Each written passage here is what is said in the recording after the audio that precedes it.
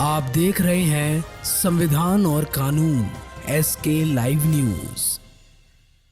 नवादा शहर के एक निजी होटल में प्रेस कॉन्फ्रेंस कर सरस्वती देवी ने बताया कि मेरे विपक्षी संतोष कुमार के द्वारा प्रेस कॉन्फ्रेंस कर हमारे परिवार पर जो आरोप लगाया है वह सरासर झूठ और बेबुनियाद है।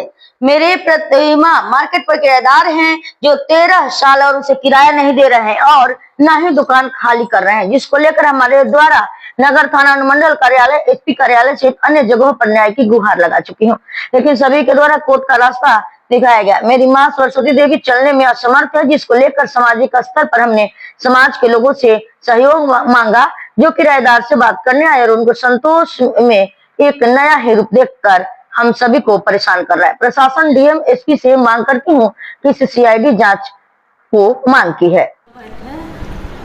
और मैं आज प्रेस कॉन्फ्रेंस के माध्यम से अपनी बात रखना चाहती हूँ। दरअसल संतोष जी ने कल प्रेस मीडिया के मार्फत से एक वीडियो कवरेज करवाया है और उन्होंने बताया है कि स्टेशन रोड स्थित जो छोटा एक प्लॉट है वो उनका है। तो हम ये जानना चाहते हैं ये ज़मीन उनका कैसे होगा। पिछले 50 सालों से उस पे सरस्वती भट्ट यानी कि मेरी माँ का मालिकाना हक चलता आया है, जो श्री स्वर्गीय पंडित यमुना प्रसाद कविराज जी ने अपने हाथ से लिखकर सुरेश भट्ट यानी कि मेरे पापा के नाम से स्थानांतरित किया। उसके बाद सुरेश भट्ट जी ने बकायदा कोर्ट से वो सरस्वती भट्ट यानी कि मेरे नाम माँ के नाम से ट्रांसफ़र किया और तब से माँ के ही नाम से रसीद कटता आ रहा है, मालिकाना हक चलता आ रहा है माँ का। उसकी पश्चात है कि उस ज़मीन पे जो भी किराया लग रहा है वो किरायानामा माँ ही संचालित करती आ रही है। उसका कुछ पेपर मेरे पास है, हम आप लोग को देखना चाहेंगे तो दिखा भी सकते हैं। रही ये बात, दूसरी बात उनका कहना है कि असामाजिक तत्वों के साथ हथियार लेके, ऐसा कुछ नहीं है, वो गलत आरोप लगा रहे हैं। सबसे पहले मेरी माँ की स्थिति देखा जाए कि ये सब राइट नहीं है। दूसरी बात ये कि अगर हम लोग अपराधी रहते तो संतोष बाबू आज विजय सिनेमा के मालिक नहीं होते। यमुना प्रसाद कविराज की प्रथम संतान सुरेश भट्ट, दूसरी संतान नरेश कुमार शर्मा, तीसरी संतान दूसरी शादी से तीसरी संतान में संतोष कुमार जी हैं। आप लोग खुद सामाजिक स्तर पर समझिए कि पहली संतान दूसरी संतान कहाँ गए, ये तीसरी संतान कैसे मालिक बन बैठे हैं सभी प्रॉपर्टी के। इनका कहना है कि हमारी माँ ने सारी शेयर बेच दिया है। बहुत अच्छी बात है भाई, आपको जो भगवान मुंह में डाल रहे हैं आप बोलते जाइए, आपको और भी कुछ बोलना है बोलिए, कोई फर्क नहीं पड़ता है। हमारा कहना है कि ठीक है, मेरी माँ ने, मेरे पापा ने या मेरे भाई ने, सुरेश भट्ट, प्रकाश भट्ट, सरस्वती भट्ट, जिसने भी कहीं नवादा में कुछ बेचा है तो आप उसका एविडेंस दें। झूठ में अफवाह ना फैलाएं। ये अफवाह फैलाने से कहीं ऐसा ना हो कि हम भी जागृत हो जाए और आप ही नुकसान में आ जाएं। ऐसा नहीं होना चाहिए।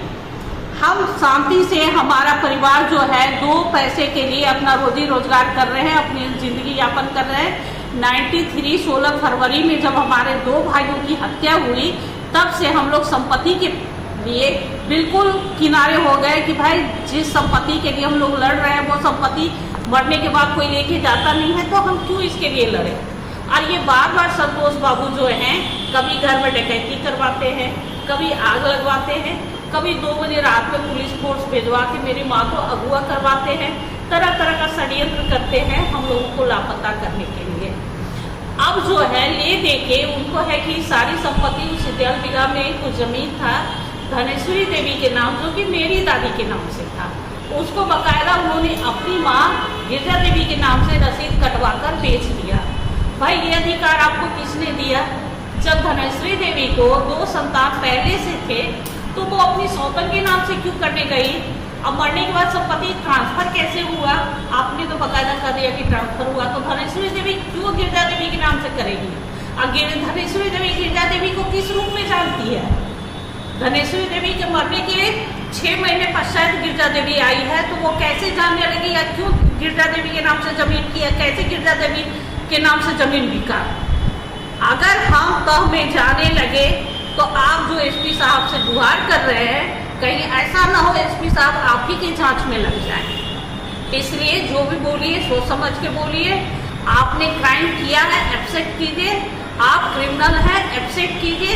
आपको कोर्ट ने बाइज्जत बरी किया होगा, लेकिन सामाजिक स्तर पर, धार्मिक स्तर पर आप बाइज्जत बरी नहीं हुए हैं। प्रशासन से भी मेरी गुजारिश है कि अगर प्रशासन हमें कहता है कि संतोष बाबू बाइज्जत बरी हैं, ठीक है, मान लेते हैं मेरे 2 भाई कहाँ गए, प्रशासन ढूंढ के लाए, मेरे सम्मुख लाए। हमारा ये कहना है संपत्ति जो भी है वो 3 हिस्से में बंटनी चाहिए। लेकिन आप लोग यहाँ पर देख रहे होंगे कि हम विजय सिनेमा के मालिक हैं, हम मालिक हैं। अरे यार, तू मालिक हो तो हम लोग क्या है, कहाँ से आए? हमको तुम ही जवाब दो ना, बताओ ना हमारा क्या है, कहाँ है, किधर है। तुम्हारे कहने से हम बेच नहीं दिए, हमको दिखाओ कि हमने कहाँ बेचा, क्या बेचा।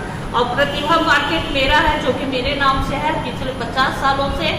उनके अनुसार, उनके शब्दों अनुसार ही हमारा 55 साल उम्र है। बहुत अच्छी बात है। तो 55 साल उम्र है तो 50 साल से वो जमीन हमारे कब्जे में है, हमारा है। और हमारा रसीद कट रहा है बाकायदा नगर पालिका से। किरायानामा का सारा संचालन मेरी मां कर रही है। फिर आप अचानक से कैसे दावा दखल करना चाहते हैं, ये आप बताइए कि आप किसके बल पे वहां पे पहुंच रहे हैं और जमीन को अपना बता रहे हैं। हमारा इतना ही मीडिया से कहना है, हम ज्यादा कुछ नहीं बोलना चाहते हैं। कुल मिलाकर संतोष भट्ट को आप खबरों के लेटेस्ट अपडेट के लिए इसी तरह हमारे साथ जुड़े रहें और इस वीडियो को ज्यादा से ज्यादा शेयर करें।